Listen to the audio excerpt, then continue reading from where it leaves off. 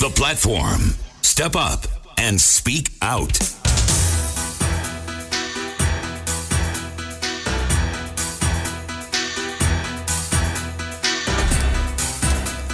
Good evening, welcome to the platform. I am Mona Lisa Dube, and we are celebrating Women's History Month here on ZFM Stereo. And as most of us would know, tomorrow is International Day of Women, and we are going to be going under the theme International Women's Day 2018, and the theme is #Press for Progress. Now, we have this evening we're going to be looking at women participation in politics in Zimbabwe. Now, when we talk about women participation, we're not only looking at people that are running for office, we're also looking for generally how women are actively participating in politics. Are they registered to vote? And if you are a woman and you're listening to us this evening, have you registered to vote? And if you haven't registered, maybe you'd like to share with us your reasons. Our WhatsApp platform is 0731 168 045. Now, in studio with me, I am joined by the Member of Parliament for Mazowe Central, that is Honorable Tabitha Kanengoni Malinga. Good evening, Honorable, and welcome to the program. Evening, Mona Lisa. Thank you for having me. I also have Sally Ngube, who is from the Women's Coalition of Zimbabwe. Good evening, Sally. Welcome. Good evening, Mona Lisa. Happy Women's Month. Happy Women's Month. And lastly, I have Tambudzai Madzimure, who is from HEVOS. Good evening, Mona Lisa, and thank you for inviting us. All right, like I did indicate earlier, we are going to be talking about women participation in politics. And I like that we do have a lady who is in politics here, who is a member of parliament, as well as you are from different organizations and you deal with these issues every day. And yesterday we were at a women's conference, women's launch for the manifesto launch. There were a lot of issues that were discussed there, and I hope we'll have time to also unpack a number of them. Now, maybe as a start to the program, maybe you'd like to share, each of you, because you're from different institutions and you obviously represent different sectors of women in Zimbabwe in general. And according to statistics, women are about 54% of the country's population, which means that if we are basically a majority of the country, and therefore you'd expect that a lot that is happening will be favorable for women, but currently that is not the state. So that's what we want to address this evening. So maybe let's start with a general question. Based from your studies, based from your research, based on maybe the interactions that you've had with various women, what is the hold up? What are the major challenges that women are facing when we're looking at women participation in politics? Thank you very much, Mona Lisa. Maybe to start, I think for me, I would actually say in the work that I do, we actually are running a program that is called Women Empowered for Leadership. And the aim of the program is actually to support women that are actually aspiring for leadership or women that are in leadership. And the support comes at different levels. And I think one of the main challenges that we've actually heard when we speak to women is actually, especially in Zimbabwe, it's our society and the way society perceives women. Mm-hmm. Women are wives, women are daughters, women are mothers, and sometimes those roles actually stand in the way of women really fully realizing their potential. Sometimes it's about when you are a daughter-in-law in a family and the family really does not support you actually getting into politics, which is actually seen as violent and not the right space for a married woman. Mm-hmm. So those are some of the challenges that women actually have highlighted. It are some of the challenges that have deterred them from progressing in their journey in leadership. So they don't have support. They don't have family support. They don't have society support in general. Yes. Okay. Generally, the support also comes from the situation that the political culture that surrounds the Zimbabwean politics is also very male-dominated, and it is very violent, and it makes women do unrecognized, unacknowledged political work where their leadership is more at grassroots level. Mm-hmm. When it comes to the national leadership positions, they are now being told you are not educated enough, you don't speak English well enough, who are you married to, were you even born in this region? So there are also challenges that comes on issues that are cultural. To say, for example, you are an in-law here, or you are a child. So while we have majority of the population also being young, we celebrate Honorable Tabitha here because she's a young woman in a rural constituency. You then see that sometimes the cultural practices also say no. And in religious spaces also sometimes for others they say the leadership of the churches that we see is also very male. So sometimes it affects the confidence of women. Then there are issues around access to information, to say how do you also participate and how do you become strategic in terms of positioning yourself for power. Then for some, it is as practical as not having an identity document. So if you don't have an identity document, you cannot even file your papers for nomination to be a candidate. Okay, so Honorable Kanengoni, you are one of the 35% women that are currently in Parliament, according to statistics. And we have ladies from HEVOS and another organization that are here, and they've spoken based on, research, based on observation. But you were there firsthand, and you would know this firsthand because you're also in Parliament. So maybe you can tell us, what have you observed to be the challenges around women participation in politics? Thank you very much. There are so many challenges, and to even try to rank them to see which one is the biggest challenge is different depending on where the woman is based, what they want to do, what type of politics they want to get into. But I just want to, maybe based on my personal experience, when I came into politics, I was really, really young. I still am young. And one of the challenges that I faced was having positive female role models that could, hold your hand, show you the way, act as a buffer to certain challenges that may come up.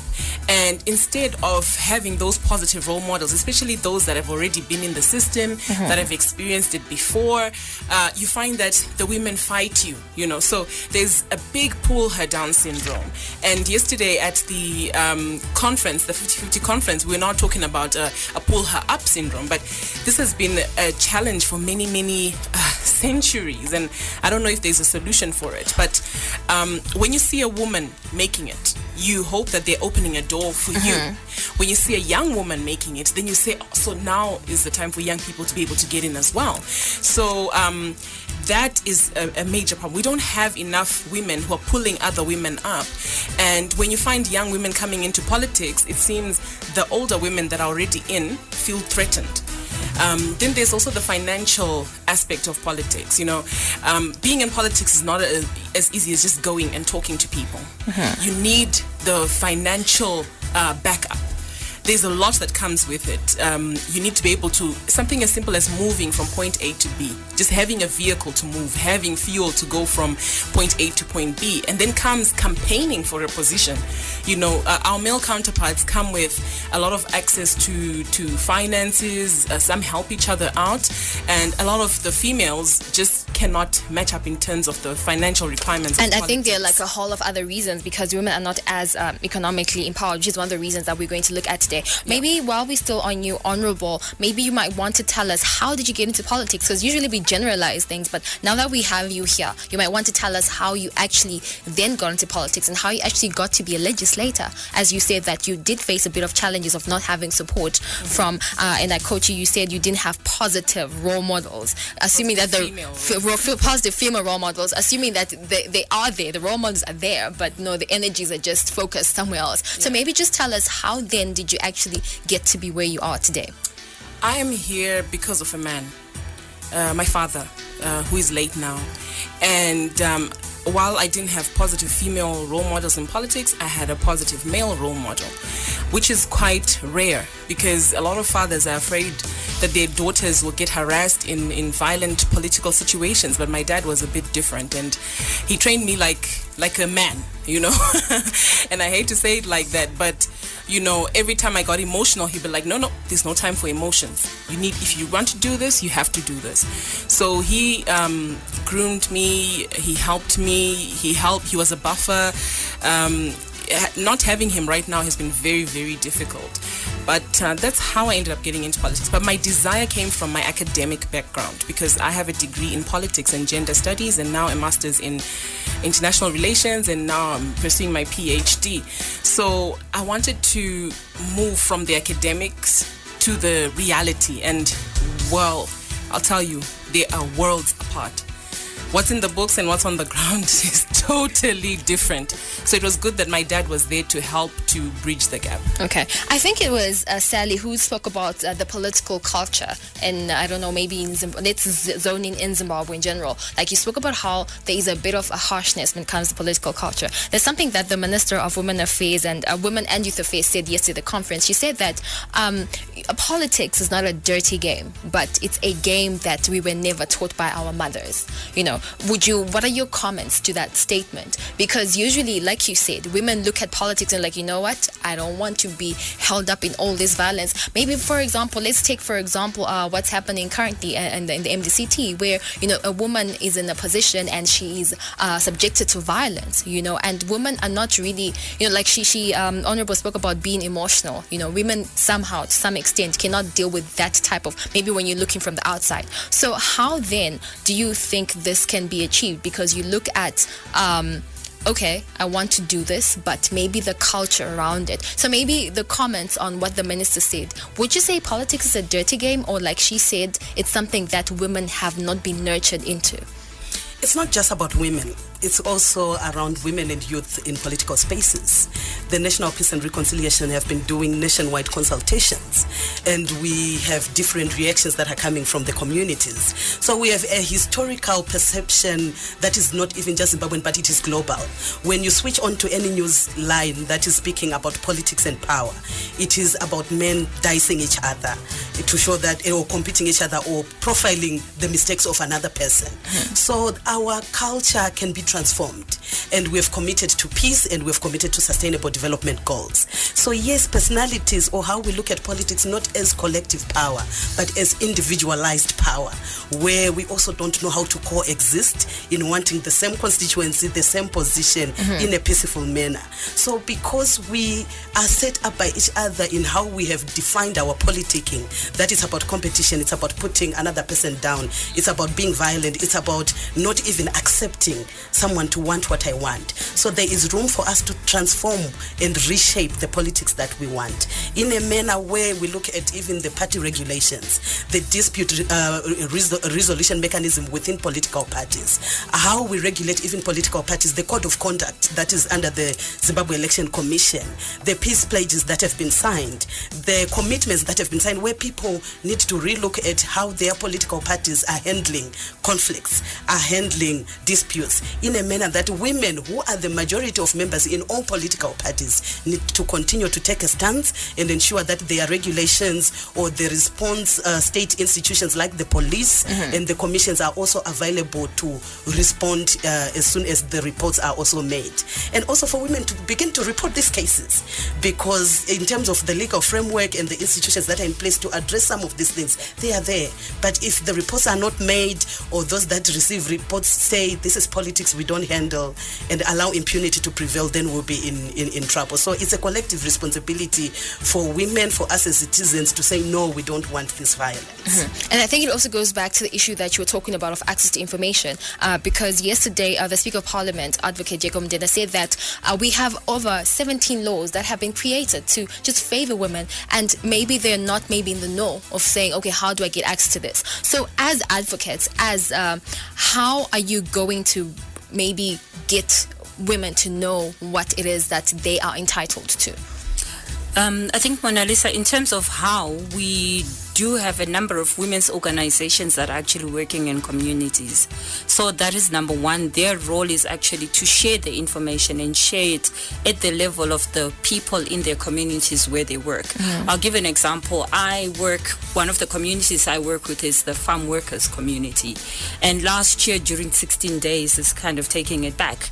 You know, it was actually very interesting because certain things that maybe you and I might take for granted in terms of understanding our rights, people did not have. So it really takes exposure where women actually can come out of their spaces and mingle with other women, you know, or actually this organization going in there. But not only that, we also need to actually see action being taken. I think Sally spoke about, we've got the Gender Commission, we've got the Human Rights Commission. When abuses happen, I think, you know, they need to actually take the action so that women also can see that if I actually bring my case to the attention of the law, there is someone that's there to protect me. Because in the absence of that, I think that is where people actually think sometimes, there is nobody that can stand up for me and for my rights. So yeah, I think the work is being done and it needs to continuously being done, but it needs to be matched on the other side by the action to actually make sure that, people can see that things are actually happening. We also appreciate you hosting us here in terms of this conversation, because also there's a role of media and radio, because you have a big following, where some of the middle-aged women who are working women who may not make it to the workshop because they're at work will also tune into the radio to ZFM and access information. So as part of also your corporate social responsibility, we will also reach out to them, say those that are in private sector, the media also need to put in their giving back to pay attention to issues around ensuring that women have access to information. Then for women with disabilities, there's also an issue around how do we translate the pieces of legislation that are here using Braille, using sign language. We currently have an appointed board which was appointed this year, and women who are in there are also quite excited to contribute to solutions around how do we differently reach to those that are marginalized and that have different forms of disability. And some of the things are really around the Ministry of Information also stepping up in paying attention to women as the majority of the population, because the text sometimes of the laws, the font is so small and it is in a language that is not also repackaged. So I remember when we were growing up, there used to be some bioscopes at school, in rural schools. So I think we have the TV, some of the content creation, we also have community mechanism or the machinery around the Ministry of Information. So I think also different arms of government. So it's a whole lot of issues. You spoke about the issue of how font is like very small. Yeah. Let's talk about maybe the vernacular languages. We need people to be actually translating this to women, that because not everyone can speak English, and we have different languages in Zimbabwe, and we need to maximize on that. A question that I would like to pose to Honorable Kanengoni, you spoke about, and every time I go to a platform where there are young people that want to, get into politics, this is a question that they always bring up, or a concern that they always bring up, to say that, we are all for supporting women, and we support women. They want to run for office. We gather ourselves together. We vote for them. We put them in office. And now that you are in office, Honorable Kanengoni, what also are you doing to make sure that the young people after you, I want to keep quoting what you said, positive female role models in politics, they are looking up to you. What also are you doing for them? The same way you wanted somebody to do something for you, to just pull your hand or to just hold your hand to say this is the way to go. What role are you playing in that regard? There are, there's not enough that one person can do. But I have a group of young women that I mentor, and they're interested in becoming politicians at different levels. Some want to be councillors, some want to be MPs, some just want to test the waters to see if it's for them.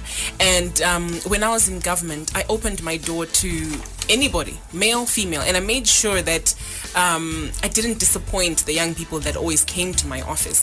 In terms of my constituency, now this is the area where, as an MP, you have a huge playground that you can use to influence young women, to influence even young men. And every time I have meetings, these are issues that I try to discuss. One of the weaknesses that we have is we haven't been able to capacitate women and even parliamentarians to be able to even relay the message to the people. Some parliamentarians themselves don't understand the issues, so they don't know how to relay them to the people. A lot of things are written in English, and a lot of platforms are English platforms. Not everybody is as articulate in the language, either by listening or by then relaying the message. So I might be really articulate in English right now, but if you see me in my constituency, you wouldn't even think. So I make an effort to try and to give examples in a way that people understand in basic terms. Using big words and big terminology is not always the way to show that you know something. I try to come to also, like Sally said, to a lot of platforms like this. Whenever there's an opportunity to speak about something, I really jump on it and go out there and speak about it. I hope that our male counterparts will be able to jump on board. And I think we as the women have not opened the door to our male counterparts to be able to come on board and help us educate our young people, because you can have a male role model as a woman. All you need is someone to guide you, to hold your hand and take you through.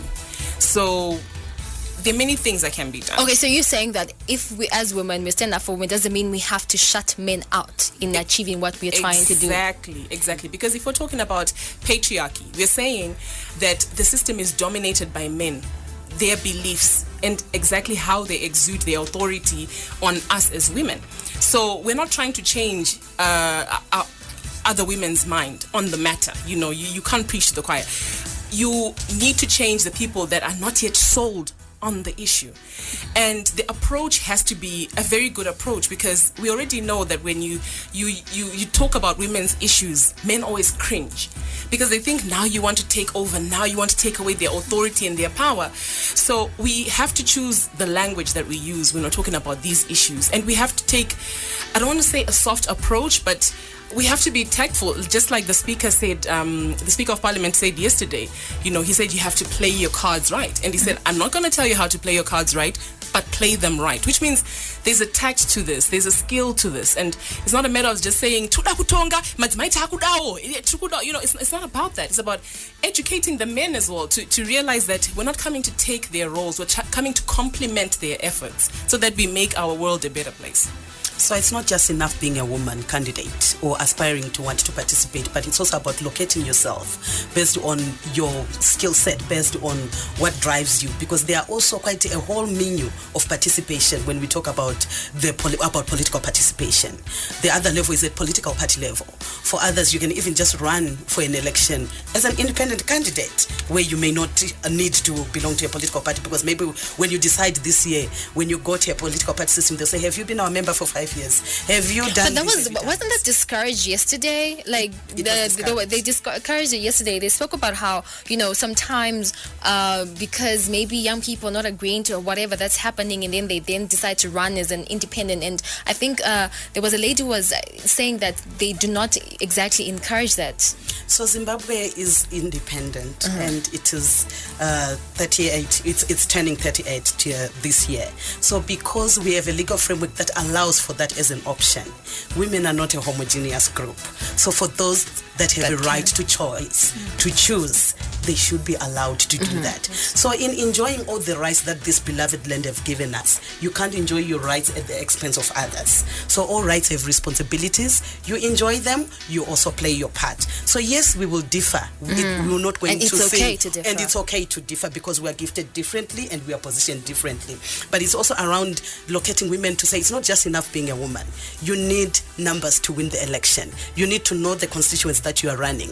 What are the trends? What numbers do you need? And you need to be deliberate to invest in those numbers. So it's not just standing up and being brave, but there is also a groundwork, the cause that Tabitha was talking about. You also need a support system. If you're in a family setup, who is going to take care of your other responsibilities and roles, including childcare, including some of the gender roles that you may be expected to do. So there's a whole investment around your support system. Who are you going to engage to? Who are you going to call when you're feeling everything overwhelmed? But can you really control your support system? I mean, you can't force people to support you. The people have to be wanting to support you. For example, like say the family setup, they have to choose to support you. You can't really say, you know what, you guys are my support system, and then they're just dragging you down. So how do you strike that balance to say you need that support system, but not everyone is compelled to support you because they are maybe a family or they are friends? So a support system is invested in through communication, through you sharing your vision and where you want to go.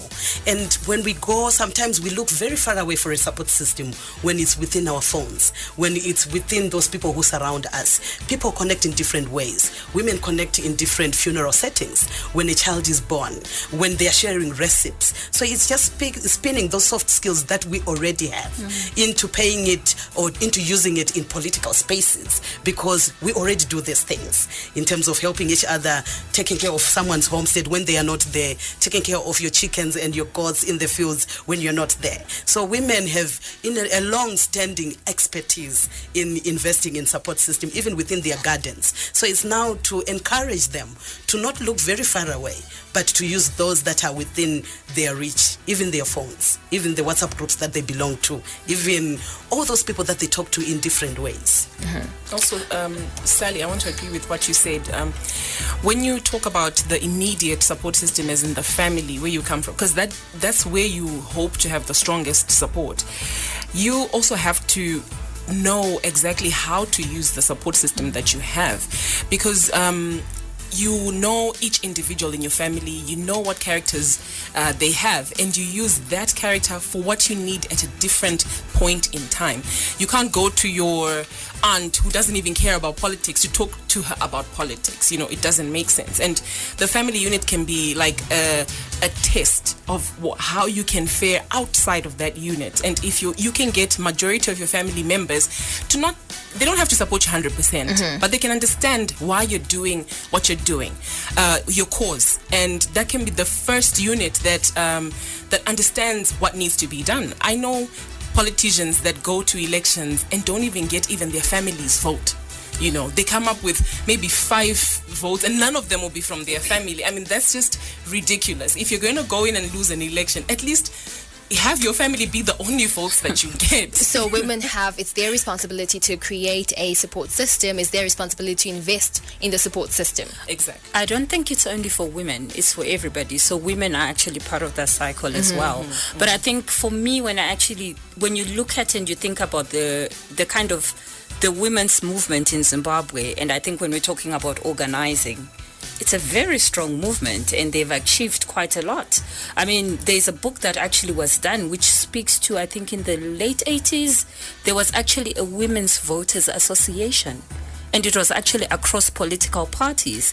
And it was about actually helping women to understand how you cast your vote and where you choose to cast your vote. So it was actually not telling you who to vote for, but it was just helping you to say what are the things you should actually be looking for.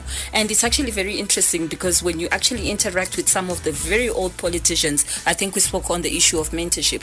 There is, certain things that I think we can actually pick up and lessons that we can learn, because they also had it tough and they made it. And it was really through this also piggybacking and actually being part of the communities they belong to and seeing how they can actually move within those communities. I think after the break, we need to also dwell into, like I said in the beginning of the program, that there are 2 sides of women participation in politics. And the first half of this program, we've been looking at the people running for office, running for councillor, wards, a member of parliament, but there's also a whole support system that we're talking about of women. And being the 54% of the country, if the women are going to rise, if the women have to push each other, you would tune into the platform. After the break, we'll be looking at your messages. Our WhatsApp number is 0731 168 and we are talking about women participation in politics in Zimbabwe. Do stay tuned.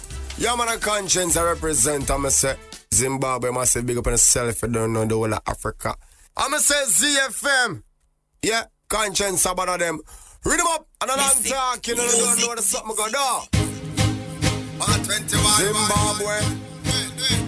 I'm say ZFM. Conscience my name. Alright. ZFM not fright nothing nobody. But we respect everybody. And we better than everybody. ZFM can run with anybody. Cause no boy no better than we. No boy no better than we. Step on we can and say. Run up a dance and panty. ZFM night. On a bag of long talking. Something.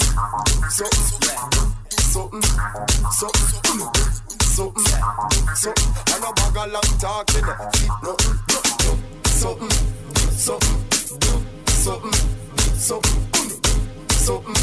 Something. And a bag of lip tracing.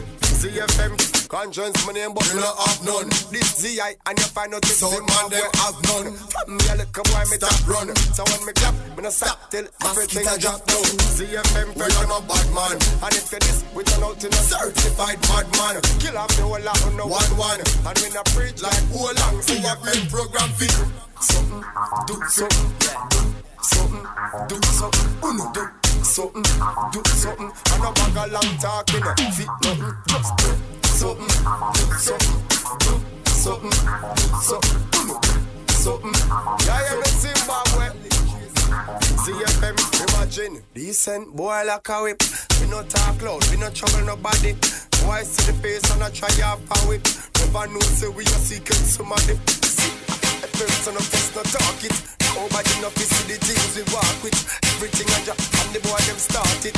Identify the target, not talking do something, do something, yeah. Do something, do something.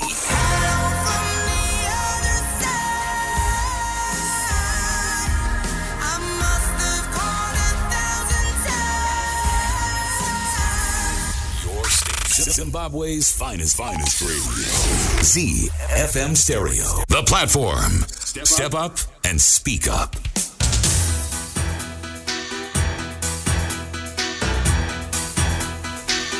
Welcome back to the platform. I am Annalisa Dube, and this evening I am joined by Honorable Tabitha Kanengoni Malinga, who is a Member of Parliament for Mazowe Central. I also have Sally Ngumbe, who is from Women's Coalition of Zimbabwe, and I have Tambudzaya Madzimune from HEVOS. And before the break, we're talking about women participation in politics based on actually running for office, etc. So we always talk about, when you talk about women, there's always the 50-50 quota that is always addressed, that, you know, we need to have 50% representation. There's certain laws that have been put to make sure that if women are not maybe 50%, then there are laws that make sure that that is balanced. There's a question here that has come to that regard.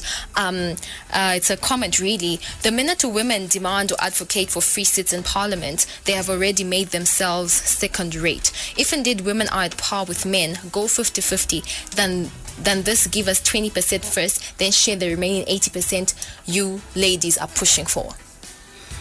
So nothing is free, because for all those women that are in there, they may have gotten there on a proportional representation seat, but they worked hard for it. So, and when they are there, they are just not sitting and waiting for an allowance. Their work is organized around parliament committees. They also do quite an amazing work under the Women's Caucus, and they are also accountable to the women, to women as a collective constituency. So they have been speaking in parliament. They have also participated in public consultations in terms of laws and policy formulation. So there is nothing really that is called a free seat. And then in lobbying and advocating for affirmative action, it's coming in because the field is not leveled. When we look at the political culture, the electoral environment, it is not conducive. So the progressive men, who are the majority power holders, acknowledged that, and they also made a policy commitment, and they also committed even within their parties to say they will facilitate for an affirmative action mechanism.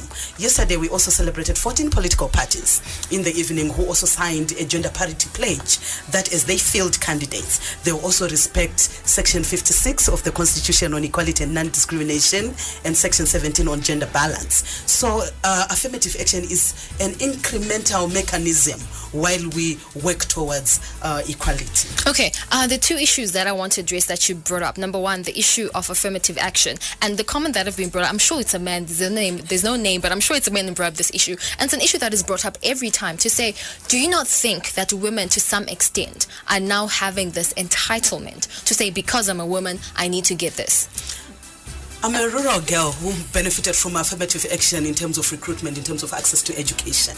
And that made me to be who I became. So affirmative action just didn't happen in politics. It's also around access to education, access to resources. It creates opportunities, it creates avenues. And people don't just feel entitled. We work hard for this. So we are also equally citizens who should enjoy a conducive environment to assert the rights. Okay. So there's a whole lot of, quite a number of women who are doing great in business, in politics, in education spaces, because they got an opportunity. The issue of free seats and affirmative action and all that stuff is not a thing that started today, just like Sally said. There has been a long struggle for many years that has led us to this point. And when you're in a fight that is this big, that has so many tenets to it, sometimes you have to look at low-hanging fruits and long-term goals, short-term and medium-term goals to get where you need to be. The Women's Caucus in Parliament debated and fought for the 60 seats that we have today for a very long time. And when they started fighting for it, this is not what they wanted initially. They actually were fighting for 50-50. And there was even an even greater push to have certain constituencies reserved for women and for women to contest against each other. But like I said before, when you're fighting these struggles, it's not women versus women, it's women versus men. So there's dialogue that goes on, there's negotiations that happen, and at the end of the day, you then realize that, look, okay, let's take this. Once we have our leg in, then we can push for other things. Now, affirmative action, if we look at affirmative action in the sense of race, for example, affirmative action has helped black people where they're disadvantaged to be able to get opportunities. Now, that shouldn't be different when it comes to women's issues as well. The reason why affirmative action is there is because it is not natural for people to just give away their opportunities or to just give away their power and give away their seats. You have to create an environment where people can see that it is good to have people that were not there before in the system, see what the positive attributes are to working with people that were not in the system before, and once they get used to that, then they start doing things more naturally. So these drives are not for free, they're not useless, but what we need to do now is to educate women more on what their role is when they benefit from such opportunities. Sally is doing a good job. I mean, these two women that I have here today should be in politics really, but they are doing well exactly where they are. They're pushing other women to be from in politics. other angles, and we complement each other. Those who are in politics, those who are in civil service, those who are in business, we complement each other. But those who are in politics need to be educated on what their role is, what they should do. In parliament, we shouldn't be sleeping in there. We should understand what our role. Even if you stand up to say, "Point of order, Mr. Speaker," I mean, it's a great achievement. Well, it has to be a progressive point of order, though. I mean, you have a whole lot of people that you're representing. Yes. Okay, so let's look at another issue that you brought up, Sally, that I wanted to address, that all of you really, that I need you to address. Correct me, you said there were 14 parties that signed that plea to say they're going to be gender parity. If I'm not mistaken, we have about 90 parties in this country. So 90 minus 14, that's like, what, 76? So what does this mean? What does this mean for the rest of the 76 parties that did not sign this? This is what's going on, or do we say 50-50? So for some, they needed to consult because they belong to different alliances, and for others, they have their internal political party processes where they come up with a national position to sign up a pledge. So they committed that March is the Women's Month, so they are going to do all their signing and committing and their internal procedural issues to ensure that they commit. So but how many parties they have committed apart from those 14? The ones that there were more than 20 that attended the ceremonies, and then we have about 109 that are on record in terms of political parties. So we are still reaching out to them to engage, because some we sent the pledge prior, some couldn't make it, some committed to it. We didn't have any political party that came strongly to say, no, we are sorry. They just said, we acknowledge, we believe in the work that you are saying, we are committed to it. We just allow us this month to go and do our internal political processes in terms of their different political party procedures. I also want to say that we shouldn't make the mistake of looking at numbers and thinking that they mean nothing or they are very little. Because think of a situation where you also have every single political party signing and then doing nothing afterwards. Or having the 14 political parties signing, and there's a lot of work that is done on the ground. So it's about the value of the work and also giving people an opportunity to understand what is happening. Sometimes, some people are leaders, some, lead from the back, and they want to see, is this going to work? Is this not going to work? And then they jump on board. So in struggles like this, it's always best to have the ones that are fully committed to lead from the front, but everybody is definitely on board. Plus, political parties have different sizes. There's some that are much smaller, some are still starting up, some don't have women's wings, some are not as organized. They're registered, but they're not really active on the ground. So, like Sally said, it's a work in progress, but we take that as a victory. Okay. And I think, sorry, Mona Lisa, maybe just to add on what has actually just been said, in terms of kind of getting the women also to sort of like, be part of the processes within the parties. I think like from yesterday, it was very interesting because, as we said, Zimbabwean politics is very male. There were very few women that were actually sitting in the front. And for me, what's interesting with the commitments that were made yesterday, they're coming to be tested very soon. We're going into an election this year, and the parties are going to actually be submitting their nomination lists. So already we actually are looking at, it's really not people just coming and saying words in front of, a big crowd of people so that you look good. But it's really about what action are you taking going from there. And that is action that we actually are monitoring and following on in a very short space of time. Okay, I want us to address the issue of culture that you brought up earlier about culture and tradition, especially in our context. And there's something that Chief Beperere from Ashwaland West said yesterday that I found very interesting, to say that, with kind of he was talking about Nyadze Mashikiro, Veshiti, Anamambo, they're elected by, like the ancestors, etc. And he was saying, Kutanzi, he said something along those lines, that the ancestors don't really recognize women as chief material. I mean, that's... Well, for me it's interesting because I think yes, so it really is not something that actually said kuti it has to be munhu wechirume. I think this is where now that cross comes in terms of how do we actually think and how do we actually look at leadership. Who makes up a leader?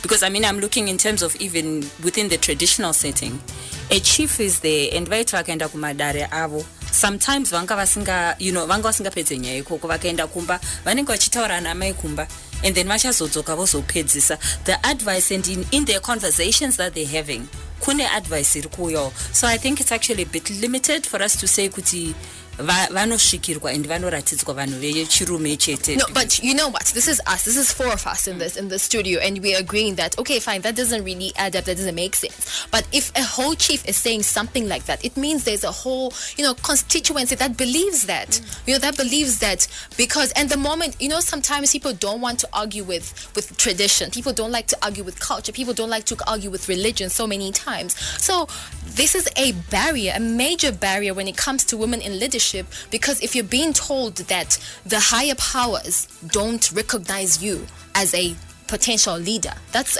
I think we need to confront some of the narratives that are not so accurate about who Zimbabwe is.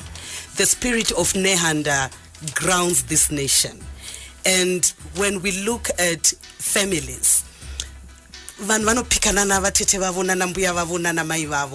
so I think in our knowledge management, or in us looking at the history even of the country, we need to relook at the role that women played in the traditional leadership roles. And when we look at other regions of the country, we actually have 4 female chiefs. So we need to sometimes engage in this dialogue of relearning quite a lot about our country, because I feel our history have been distorted in a manner that some of the things have been swept under the carpet or hidden from us. So there's a narrative of powerful women in the history of Zimbabwe who have done amazing work.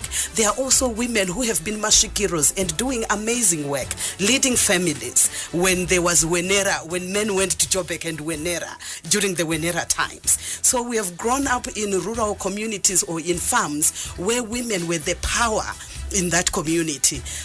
We also come from a family where one of our aunts was married to a chief, and she would mediate in that community. She still organized that community. So we have evidence within our communities where women, where mashikiroichi dzimai and women have played a key role, and women in chieftaincy are making a great contribution to the society, and women being also masabuku and being village heads. So I think it's the narrative that we hope ZFM will also host the other show, where we bring these women to show the world, to show even women here, to increase their confidence, because I know there's a case that women in law in Southern Africa is also handling, of a female chief who is now about to be inaugurated, but people are questioning her when she is the rightful person or the rightful heir of the throne. So Zimbabwe have indigenous knowledge that is so real, that didn't come from anywhere, where if we continue to allow certain narrative to capture the reality of who we are, tinorasika. So I think, yes, that was the reality of the chief based on where he's coming from.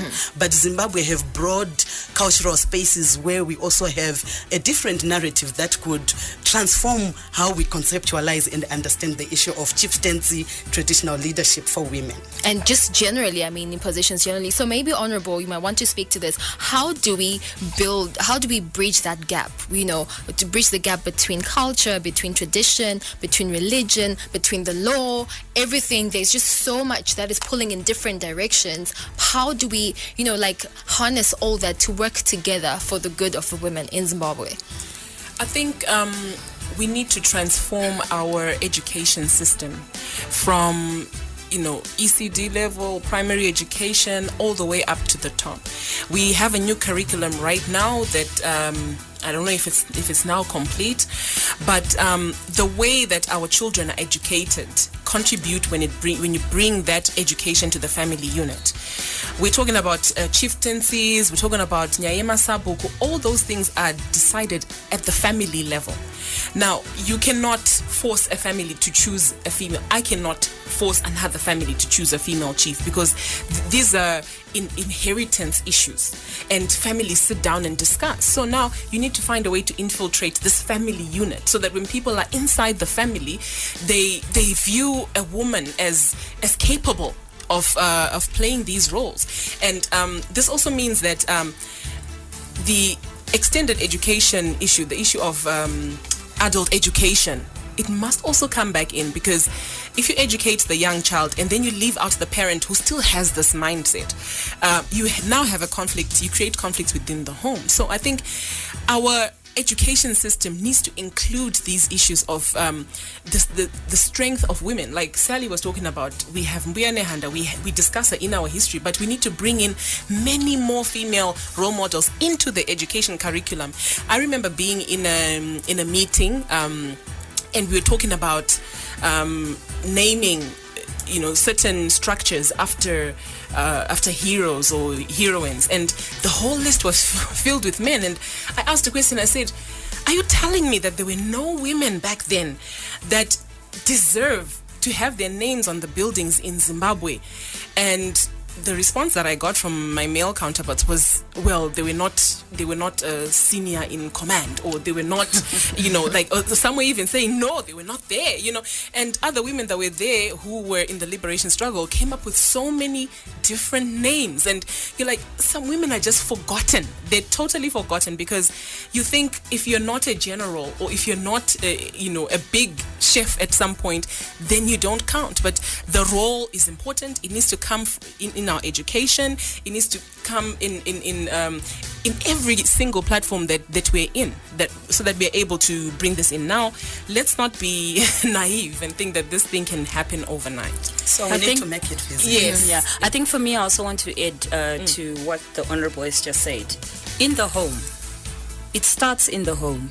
I mean, I'm a mother to a girl, and I think for me, I try as much as possible to actually afford opportunities for what she wants to do, because that's where she gets the confidence. It's your first base of confidence in terms of where you want to go, in the direction you want to go in life. I think we grew up at a time where sometimes, there were gender roles.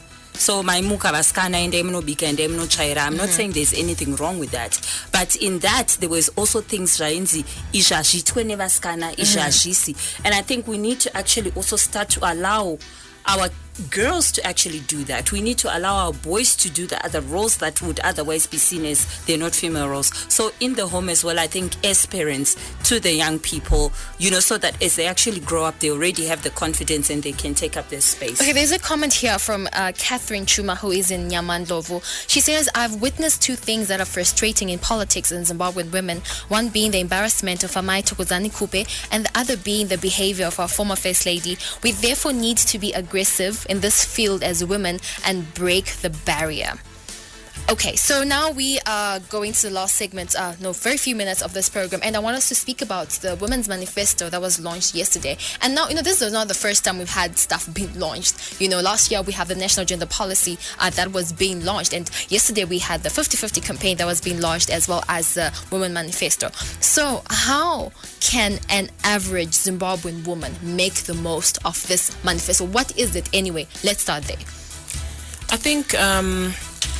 First of all, if we look at the attendance yesterday at the launch, it was very, very good. The auditorium, the section that was reserved for the function was full of women, and I looked around in the room and I saw that there were women from different walks of life. We had people even from the Electoral Commission who were there, from ZEC, all the way up to, church leadership, and even, just the basic woman who's trying to find her space was there.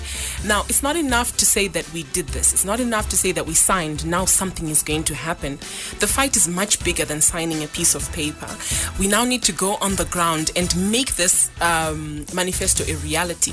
Every single woman who was in that space that represents a different organization must go out to their respective organization and make this manifesto a reality.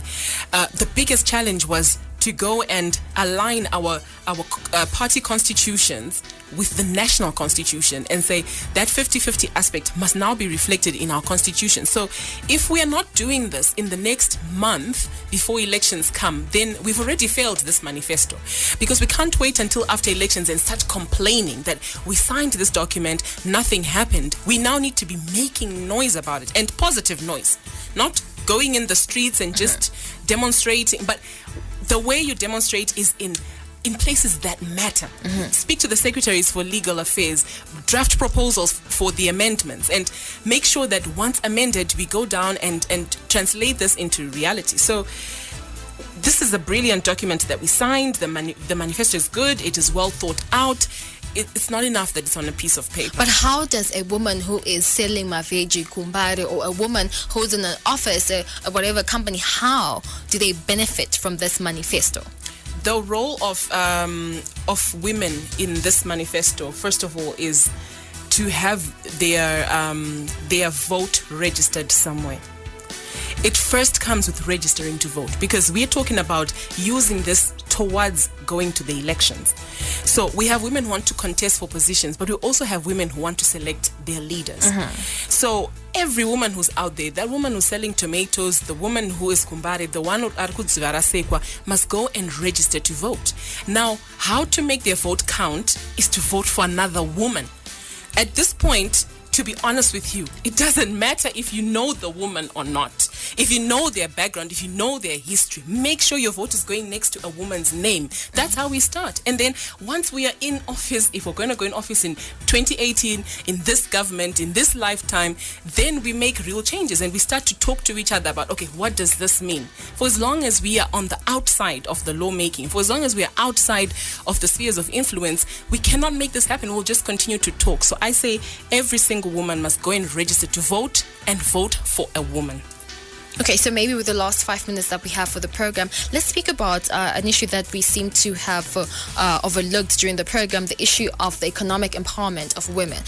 This is something that the Speaker of Parliament yesterday spoke about, to say that, in as much as he was speaking generally, though, to say that if women are abused, they cannot really go to court and get the issue dealt with legally dealt with, because the men that they are suing or whatever that they are bringing to books is the breadwinner, and women are not as economically empowered as men. So let's speak about that. Like, how best can we deal with this issue? Because that's one of the major reasons why women are subject to abuse. Why women then say, you know what, let the men do their thing, we'll just stay in the background, because at the end of the day, you want to put bread on the table for your children.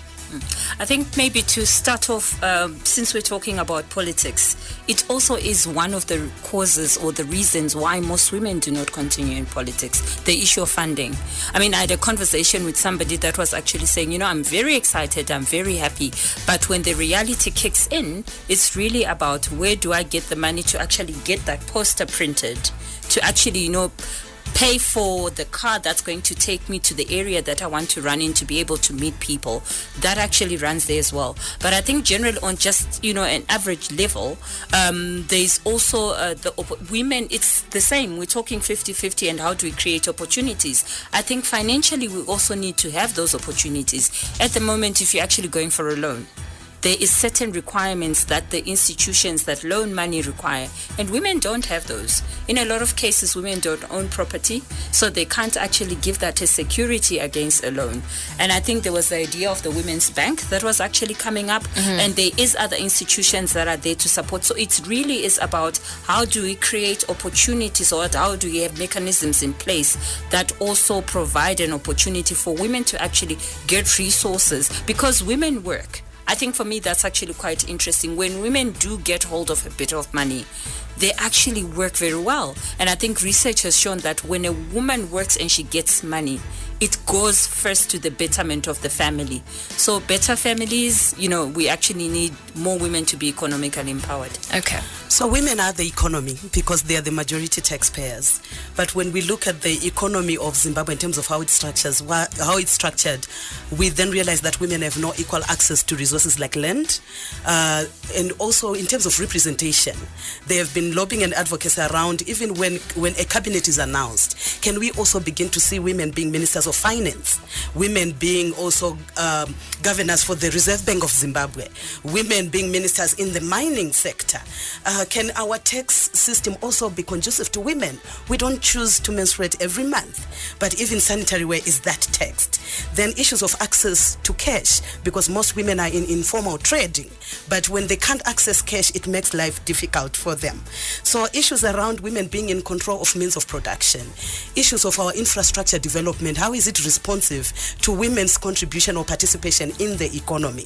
The issue of reducing the burden of care work.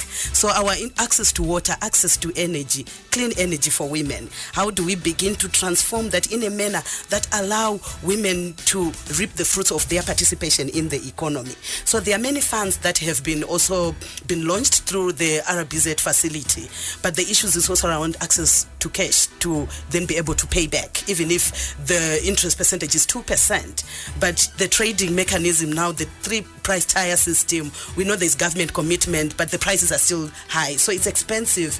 Zimbabwe is open for business, but for women, they are not feeling it because also the operating environment is still high for them. Access to markets and marketing spaces. So sometimes, yes, cities or local authorities designate certain spaces, but the trafficking of people are on the other areas that are in disconnect. Our public transport system, sometimes it makes women very vulnerable. So the issues around us relooking at what makes our economy tick. And we also sometimes ignore the creative sector because we have a vibrant creative economy. We have the creative industry, we have artists, but sometimes we over-concentrate on other sectors of the economy and ignore the other sectors where there are women and youth dominance. So we have opportunities around tourism, we have opportunities around music industry, arts industry, but sometimes we just don't invest quite a lot in it. Okay, we have to round off the program now, so maybe before we close off, I'll give Honorable Kanangoni to give her last remarks from the issues around economic empowerment of women. I think we have a long way to go when it comes to empowering women in many different ways. And we need the government to take this issue seriously.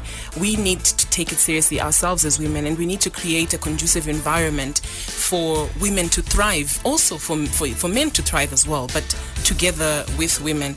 But before we close, as my final remarks, I also want to just thank my husband for being very supportive, who's also listening right now, my daughter Tando, and Lista Mabena, who takes care of my child while I'm out there fighting for my constituency. That's your support system. That's my support system. All right, we have to round off the program now. I'll just read a few messages here. Women have a great position in the cultural society as Vatete, and it has empowered women in the society. That's from Chiedza in Darwindale. And then Wiztech Z says, women are their own downfalls. They don't support each other. Hapana no votera onwe mukadzi pama candidates. This is something that we've been addressing during the program, that we need to support each other as women. Special thanks to my guest this evening, Honorable Tabeth Kanengoni Malinga, who's a member of parliament of Mazowe Central. I also had Salinube from the Women's Coalition of Zimbabwe, and now lastly Tambudzaya Madzimule from Heroes. And the discussion was around women participation in politics in Zimbabwe, and we have resolved that from the program that one of the major takeaways of this program is for women to make it, we need a support system of other women. That's all we have time for on the platform. I am Mona Lisa Dube, and remember, we are celebrating International Women's Day tomorrow. Be kind to a woman tomorrow, because you know they do take care of us. Stay tuned to ZFM Stereo.